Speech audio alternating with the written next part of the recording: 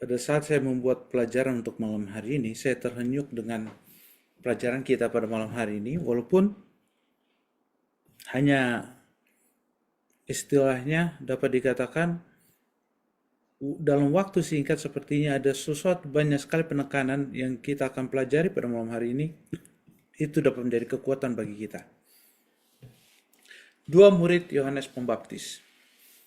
Yohanes 1 ayat 35-36. Pada keesokan harinya Yohanes berdiri di situ pula dengan dua orang muridnya. Dan ketika ia melihat Yesus lewat, ia berkata, "Lihatlah anak domba Allah." Nanti saya akan jelaskan ayat ini. Karena itu berhubungan dengan poin pertama, pengorbanan Yohanes. Kita akan lihat pengorbanan Yohanes Pembaptis. Pada keesokan harinya Yohanes berdiri di situ pula dengan dua orang muridnya. Dan ketika ia melihat Yesus lewat, ia berkata, "Lihatlah anak domba Allah." Kita dapat melihat di sini. Yohanes, pada saat Yohanes melihat Yesus, dia bisa membuat dia menjadi fokus utama. Tapi di dalam ayat ini, kita dapat melihat di hadapan para muridnya, di hadapan dua orang muridnya, Yohanes tidak mengambil andil, dia yang menjadi fokus utama. Dia mengambil suatu posisi, dia adalah orang yang akan memperkenalkan Yesus. Dia mengambil posisi untuk mendorong muridnya, dua orang muridnya, untuk mengikuti Yesus. Kalau saya menjadi seorang guru besar, saya tidak ingin saya punya orang yang saya anggap dia sangat suka dengan saya, dengan segala apa yang katakan, saya tidak akan membuat orang lain akan lebih hebat dari saya kelihatan. Itu adalah ego yang kita miliki. Seringkali itu terjadi dalam setiap para pemimpin atau para pengajar. Tapi pada saat ini, Yohanes adalah guru besar. Karena pada saat itu, seperti yang kita sudah pelajari, sampai dia diinterogasi, dia diwawancara, dia jadi seperti artis terkenal. Dia itu di dalam puncak.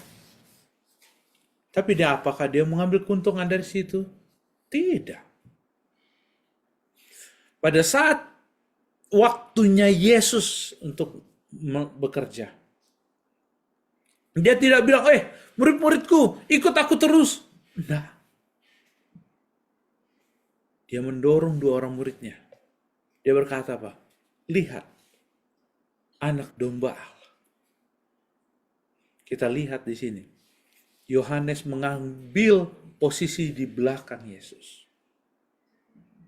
Artinya Yesus di depan, dia di belakang. Dia tahu waktunya sudah selesai. Yesus saatnya mengambil alih. Dia dorong murid-muridnya, ikut Yesus. Pada saat dibaptis, dia umumkan. Tapi pada saat ini lebih detail di hadapan muridnya. Dia katakan, lihat anak domba Allah. Dia dorong muridnya untuk apa? Ikut Yesus. Dalam Yohanes 3 ayat 30, ia harus makin besar, tetapi aku harus makin kecil. Di mana seorang pemimpin yang dalam puncak yang mengatakan, ia akan semakin besar dan aku semakin kecil. Seringkali kita mempergunakan ego kita, tapi di sini lihat, Yohanes dalam pelayanan jangan pergunakan ego kita. Dalam pelayanan, jangan kita pergunakan kepentingan kita. Dalam pelayanan, jangan pakai kita punya keinginan. Yohanes Pembaptis berkata, ia harus semakin besar. Dia tidak peduli orang meninggalkan atau melupakan dia. Dia tidak peduli murid-muridnya harus meninggalkan dia, bahkan dia suruh untuk meninggalkan dia supaya mengikuti Yesus. Yang besar adalah Yesus. Dalam pelayanan kita, yang harus jadi fokus bukan kita, bukan kemampuan kita, bukan kehebatan kita, tapi apa? Kristuslah yang besar. Kita tuh harus makin kecil. Kristus yang besar. Dalam pelayanan bukan karena pendeta muda tulus, pendeta rantung, atau siapapun. Tidak. Orang boleh berganti. Siapapun boleh berganti. Tapi kalau Yesus yang besar, siapapun dapat melayani. Konsep ini menjadi pelajaran yang penting bagi kita semua pada saat ini. Bukan program A, bukan program B, tapi program Kristus. Program gereja adalah program Kristus. Biar Kristusnya yang besar, bukan kitanya yang besar. Itu poin pertama. Poin kedua adalah pemuritan. Menarik, kita akan semakin menarik lihatnya. Kedua murid itu mendengar apa yang dikatakannya itu. Kedua murid itu mendengar apa yang dikatakannya itu. Kata siapa?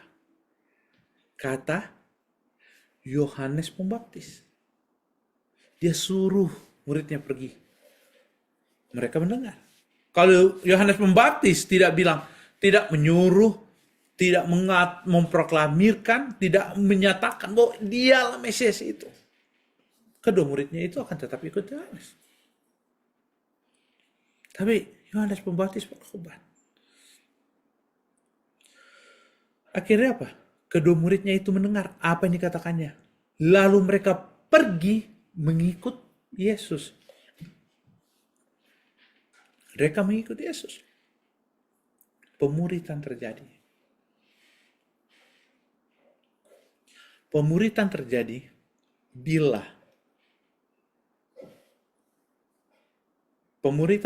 bila kita akan lihat ini. Bila yang mau memuridkan itu sudah jadi murid. Apa buktinya? Yohanes Pembaptis, dia tidak dikatakan murid Yesus. Tapi dia menyatakan dia adalah pengikut Yesus. Dengan apa? Dengan tindakan dan perbuatannya. Apa yang dikatakannya dapat dipercaya. Makanya murid-murid itu dapat mengikuti dia. Kalau Yohanes Pembaptis sebentar bilang Yesus adalah anak Allah, besok bilang lain. Apakah murid-muridnya dapat mengikuti Yesus? Tidak. Tapi karena Yohanes Pembaptis baru pada saat Yesus Membaptis dikatakan dia adalah anak Allah, berikutnya depan para murid dia katakan lagi, dialah anak Allah, dialah Mesias itu.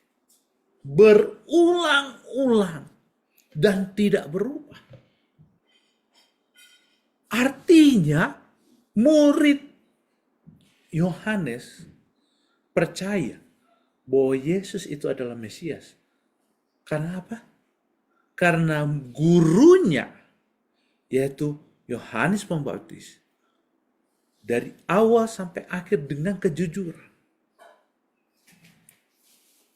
memiliki integritas yang tinggi, mengatakan apa yang benar, apa yang salah, sehingga dapat dipercaya informasi, sehingga mereka ikut Yesus.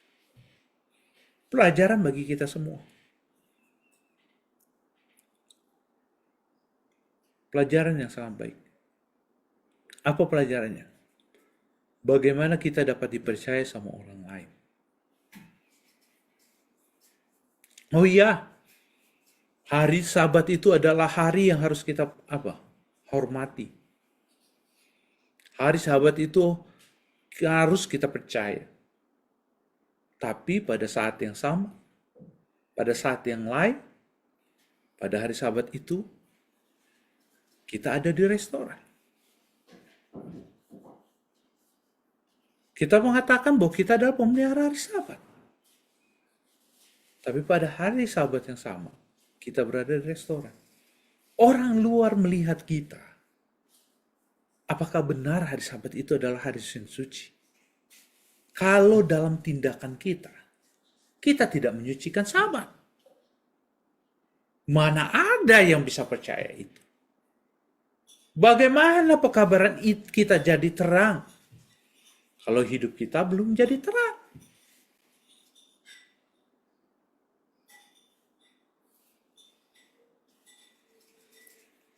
Koreksi yang disampaikan oleh apa yang disampaikan pada malam hari ini, bicara tentang pemuritan.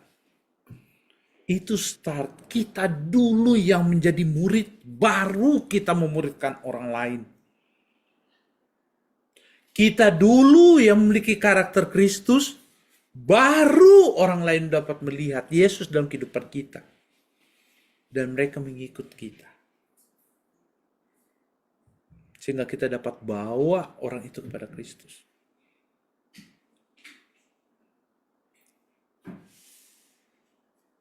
Setelah hidup kerohanian kita menampilkan Kristus, baru kita bisa ikut.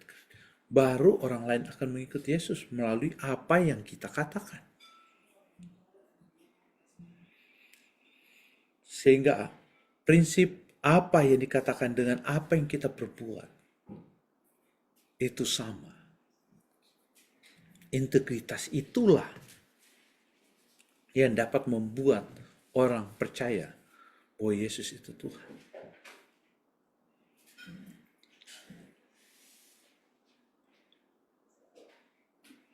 Integritas itu. Nah,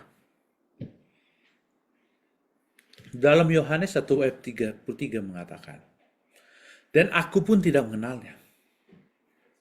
Tetapi dia yang mengutus aku untuk membaptis dengan air telah berfirman kepadaku, jikalau engkau melihat roh itu turun ke atasnya, seorang dan tinggal di atasnya, dialah yang akan membaptis dengan Roh Kudus. Dia mengulangi. Dia katakan, aku tidak mengenalnya. Yang maksudnya, yang dia tidak kenal, apakah dia tidak kenal Yesus? Dia kenal Kristus. Dia kenal Yesus. Dia tahu Yesus karena dia adalah masih saudara. Tapi dia tidak tahu bahwa Yesus itulah apa? Mesias itu.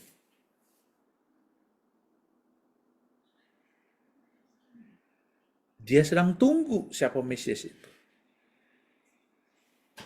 Dan pada saat Roh Kudus itu turun di atasnya, baru dia tahu bahwa siapa Mesias itu. Dan ini yang dikatakan. Integritas inilah yang dinyatakan. Aku melihatnya, memberi kesaksian, ia ini anak Allah. Ia inilah anak Allah. Dia tidak pernah berubah. Yohanes Pembaptis tidak pernah berubah dari awal sampai akhir. Integritas inilah yang diperlukan oleh umat-umat Allah pada saat ini. Apa yang dikatakan, apa yang diperbuat, sama. Hal yang sama Yesus lakukan. Apa yang dikatakan, apa yang diperbuatkan sama. Kenapa berbeda antara Yesus dengan orang Farisi? Orang Farisi ajarannya baik, tapi perbuatannya berbeda dengan apa yang diajarkan.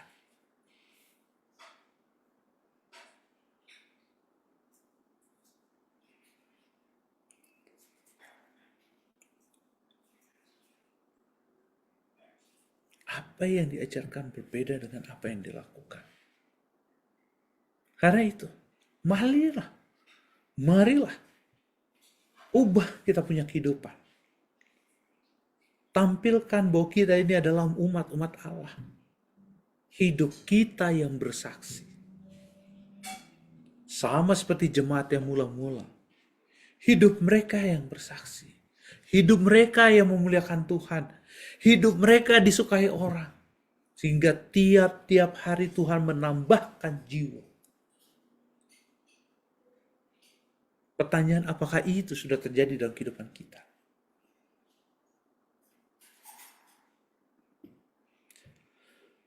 Dan dalam Yohanes 1 ayat 36 kata, ketika Yesus melihat Yesus lewat, ia berkata, lihatlah anak domba Allah. Diulang-ulangi. Lihatlah anak domba Allah.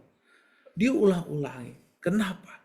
Dia ingin tunjukkan dari awal sampai akhir. Bila dia sudah kenal, bila dia sudah lihat, dia tidak akan berdiam. Dia akan katakan, itu anak domba Allah. Sehingga kedua muridnya ikut pada Yesus. Akhirnya, dua murid itu ikut Yesus. Di dalam Yohanes 1 ayat 38, tetapi Yesus menoleh ke belakang, ia melihat bahwa mereka mengikut dia. Lalu berkata kepada mereka, apakah yang kamu cari? Kata mereka kepadanya, Rabi, artinya guru, di manakah engkau tinggal? Kata tinggal ini sangat menarik. Tapi saya, di manakah engkau tinggal? Itu sebuah pertanyaan. Kata tinggal ini sangat menarik. Kenapa? Dalam bahasa Inggrisnya, dwellers. Apa artinya? Kita akan lihat. Tinggal. Dalam bahasa Greek-nya menu. Bisa to abide, to remain, to stay, to dwell. Menarik dengan kata ini. To abide.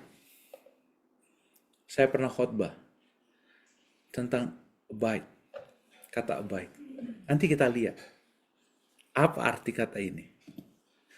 Di dalam Yohanes 6 ayat 56. Digunakan kata menu untuk kata tinggal. Dia lihat. Barang siapa makan dagingku dan minum darahku, ia tinggal di dalam aku dan aku di dalam dia.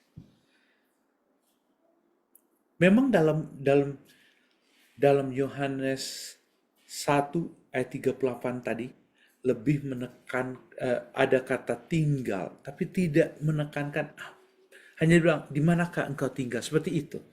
Tapi apakah sesungguhnya arti kata tinggal itu? Apakah itu bicara hanya sekedar tempat tinggal? Nanti kita akan lihat. Jawaban Yesus bukan bicara tempat tinggal. Jawaban Yesus bukan bicara di mana dia tinggal. Kenapa? Karena arti tinggal itu adalah sesuatu tahapan di mana saat kita, sama dengan ayat ini katakan, barang siapa makan dagingku dan minum darahku, ia tinggal di dalam aku dan aku di dalam dia. Pada saat murid-murid itu bertanya, menggunakan kata tinggal, kata meno di situ, di sana lebih menekankan bukan tempat, tapi bicara, bisakah kami tinggal bersama engkau, Yesus? Kami tinggal bersama-sama Yesus. Bisakah kami bersama dengan Yesus? Bisakah kami bersama dengan Yesus? Itu pertanyaannya. Bolehkah kami ikut engkau, Yesus? Bolehkah kami ikut engkau, Juru Selamat? Bolehkah engkau ada bersama-sama dengan kami? Itulah arti kata tinggal di sana. Dan kita lihat, Dalam bahasa Indonesia ia berkata kepada mereka, marilah dan kamu akan melihatnya. Mereka pun datang melihat di mana ia tinggal dan hari itu mereka tinggal bersama-sama dengan dia. Waktu itu kira-kira pukul 4. Dilihat di situ, marilah dan kamu akan melihatnya. Tapi kalau kita lihat bahasa Inggris, come and see, datanglah dan lihatlah. Come and see. Yesus mau lihat berapa lama mereka mau ikut dia. Yesus mau lihat sampai kapan mereka mau ikut Yesus.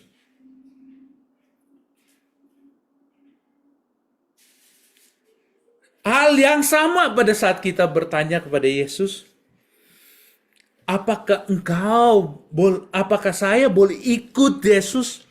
Yesus akan katakan, come and see. Datanglah dan lihatlah. Dan lihatlah.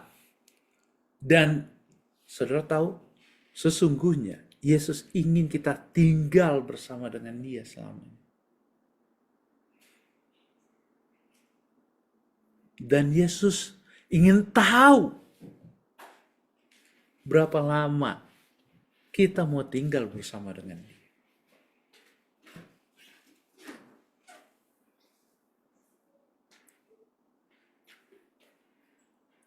Itulah sesungguhnya apa yang ditanyakan oleh para murid itu bukan tempat tinggal Yesus, tetapi bicara apakah boleh mereka ikut Yesus.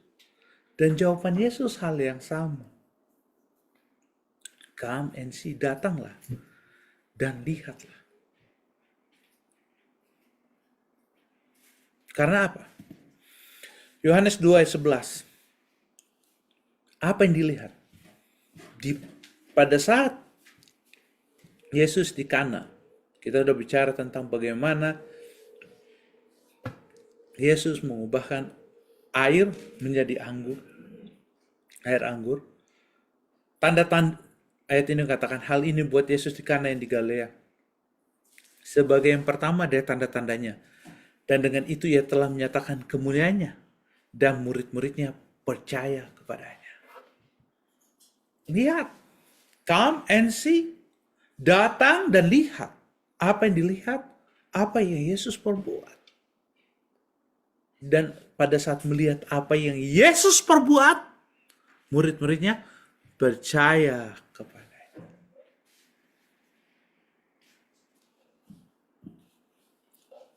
Dalam Amsal 8 ayat 35 sampai 36 mengatakan, karena siapa mendapatkan aku, mendapatkan hidup, dan Tuhan berkenan akan dia. Tetapi siapa tidak mendapatkan aku, merugikan dirinya. Semua orang yang membenci aku mencintai maut. Pada saat Yesus katakan, come and see, datang dan lihatlah, maka kamu akan mendapatkan hidup. Pada saat kita berkata, Yesus aku mau ikut kamu. Yesus katakan, come and see, datang dan lihatlah. Karena kamu akan mendapatkan hidup.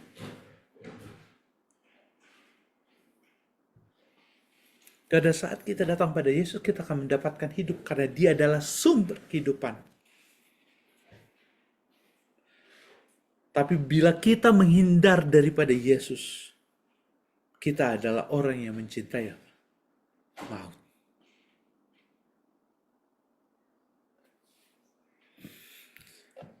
Poin keempat, murid memuridkan.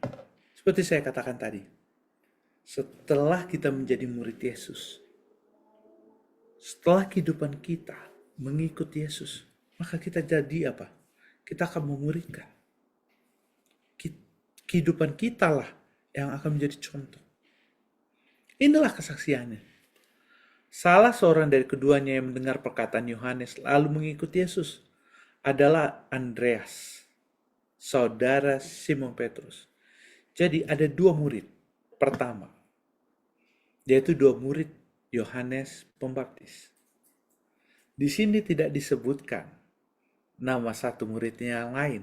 Yang disebutkan hanya Andreas, Saudara mau tebak siapa itu? Satu murid yang lain adalah Yohanes, penulis kitab Yohanes. Dia tidak menulisnya, tidak menyebutkannya. Tapi nanti kita akan lihat dia adalah tiga murid yang pertama. Murid pertama adalah Yohanes dan Andreas. Berikutnya adalah Simon Petrus, saudari Simon Petrus. Andreas mula-mulanya bertemu dengan Simon saudaranya, dan dia berkata kepadanya, kami telah menemukan Mesias, artinya Kristus. Setelah mereka ikut Yesus, dia katakan, kami sudah ketemu Mesias itu.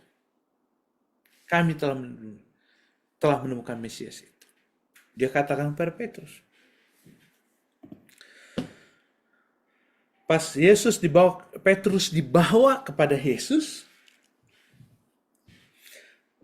ia membawanya kepada Yesus. Yesus memandang dia dan berkata, engkau Simon anak Yohanes, engkau akan dinamakan Kefas, yang artinya Petrus. Yesus tidak panggil, enggak, menarik. Petrus tidak dengan seperti yang lainnya. Yang lainnya katakan, ikutlah aku, ikutlah aku, ikutlah aku. Kepada Petrus dikatakan langsung berbeda. Engkau Simon anak Yohanes, engkau akan dinamakan Kefas, yang artinya Petrus. Namanya diganti Kefas, yang artinya Petrus. Ada apa dengan itu? Lukas 22 ayat 32 mengatakan, tetapi aku telah berdoa untuk engkau supaya imanmu jangan gugur, dan engkau jikalau sudah insaf, kuatkanlah saudaramu. Kepada siapa kata ini dikatakan? Perkataan ini dikatakan kepada Petrus.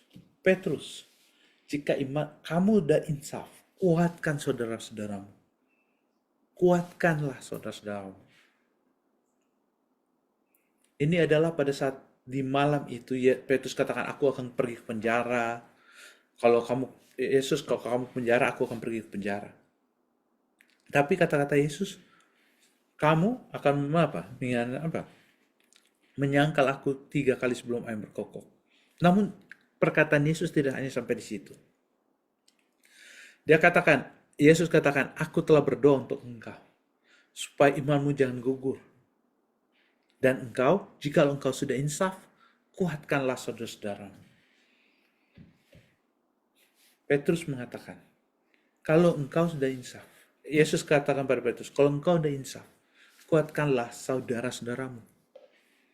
Tapi kapan panggilan kepada Petrus? Ikutlah aku. Itu adalah dia di Yohanes 21 ayat 18 sampai 19. Kenapa? Kalau kita lihat baca ayat ini. Aku berkata kepadamu, sesungguhnya ketika engkau masih muda, engkau mengikat pinggangmu sendiri dan engkau berjalan kemana saja kau kendaki pada saat muda. Tetapi jika engkau sudah menjadi tua, engkau akan mengulurkan tanganmu dan orang lain akan mengikat engkau dan membawa engkau ke tempat yang tidak kau kendaki.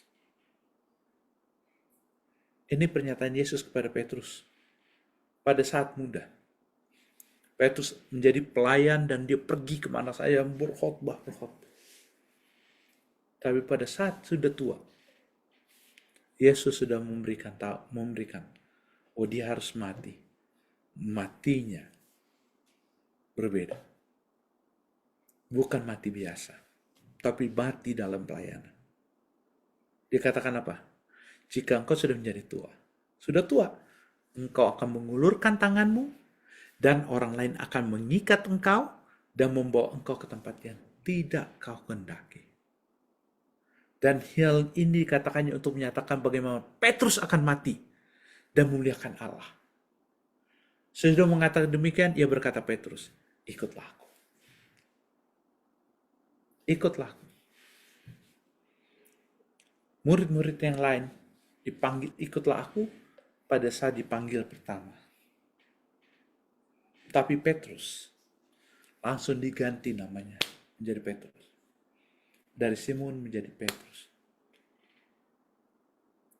Yesus memberi tanggung jawab Pada saat engkau insaf, dia beri tanggung jawab pada Petrus apa? Kuatkan saudara. Di Yohanes 21, setelah 3 kali ditanya, apakah engkau mengasihi aku? Yesus panggil dia, ikut aku. Kenapa kata ikutlah aku itu terakhir bagi Petrus? Bukan di awal. Panggilan itu bukan di awal, tapi di akhir. Karena sesungguhnya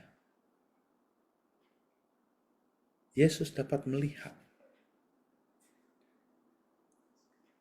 tulang punggung dari pekerjaan Tuhan di awal-awal diberikan kepada Petrus.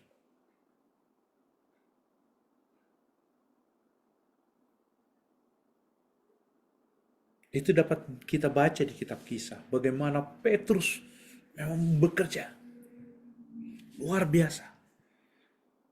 Kenapa dia begitu? Karena dia mencintai Yesusnya. Pertobatan Petrus yang luar biasa di dalam kehidupannya dapat Tuhan pergunakan jadi kemuliaan. Sampai mati pun sekalipun Petrus memuliakan apa? Allah.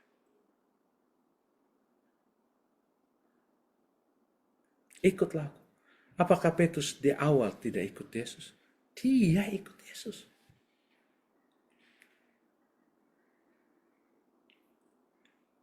Tapi kata ikutlah aku terakhir, satu-satunya murid yang mati di kayu salib adalah Petrus. Murid yang lain memang mati dalam aniaya kecuali Yohanes Kekasih. Tapi Petrus, dia bukan hanya mati di aniaya, tapi disalib. Namun dia minta dia salib terbalik karena dia tidak sanggup seperti Tuhan. Lihat bagaimana murid memuridkan. Bagaimana murid memuridkan. Pada saat kita menjadi murid Yesus, mengikuti Yesus, kita dapat membawa orang-orang datang pada Yesus. Kita tidak dapat, dan pada saat orang itu dapat mengikuti Yesus, dia bisa lebih besar dari kita. Dia bisa lebih hebat dalam pelayanan dari kita semua. Dia bisa lebih hebat daripada kita dalam segala hal. Salah contohnya adalah apa? Petrus.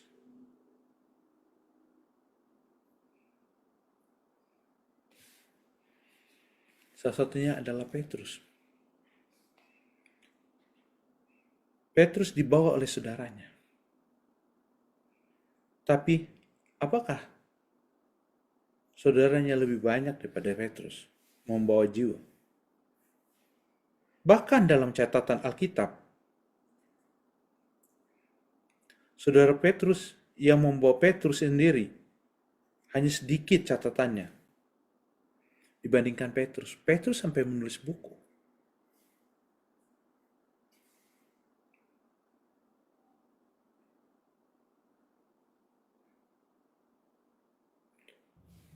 Petrus sudah sampai menulis buku, sedangkan Andreas yang membawa Petrus tidak pernah menulis buku. Walaupun Andreas adalah murid Yesus.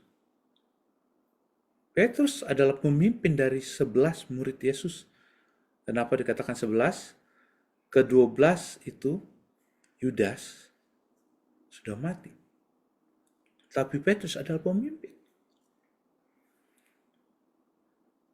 Apakah Andreas cemburu bahwa Petrus itu, oh saya yang bawa kamu.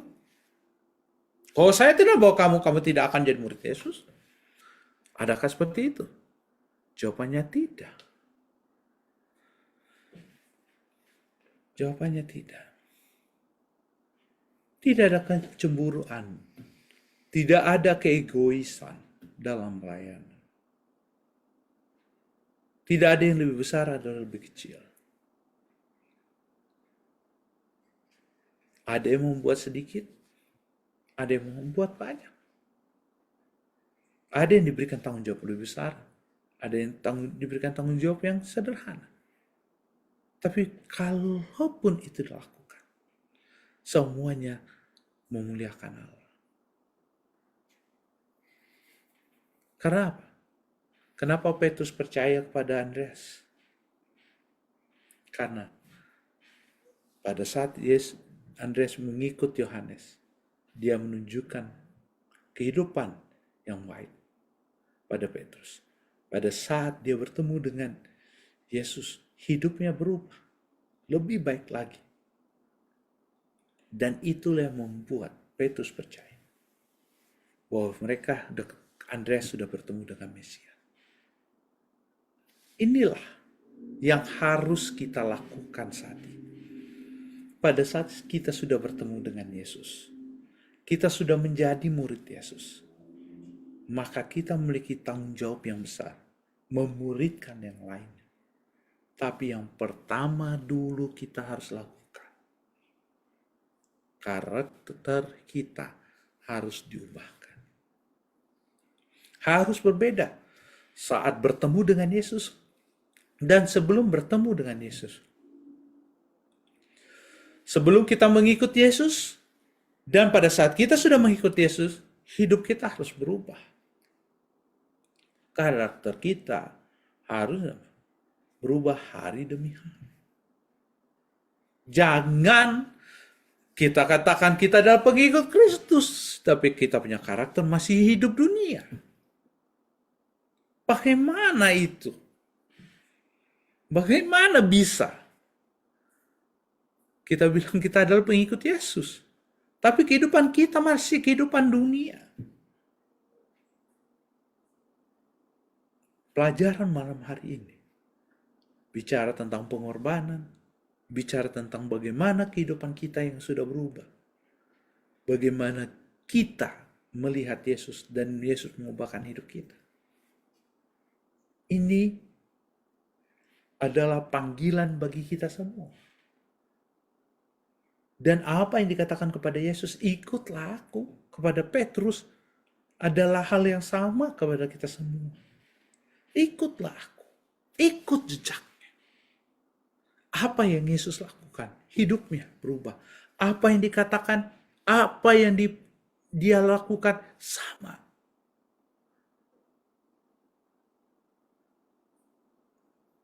Dan apa yang Yesus korbankan dalam kehidupan untuk kita, mari kita lakukan hal yang sama.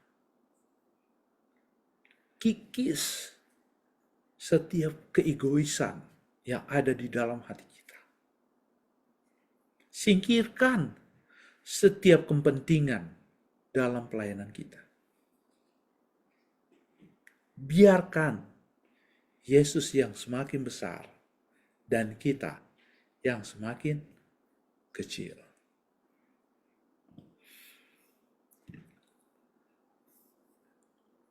Biarlah pelajaran pada malam hari ini dapat menjadi bagian kita, mengingatkan kita dalam setiap kehidupan kita, dalam pelayanan kita. Amin.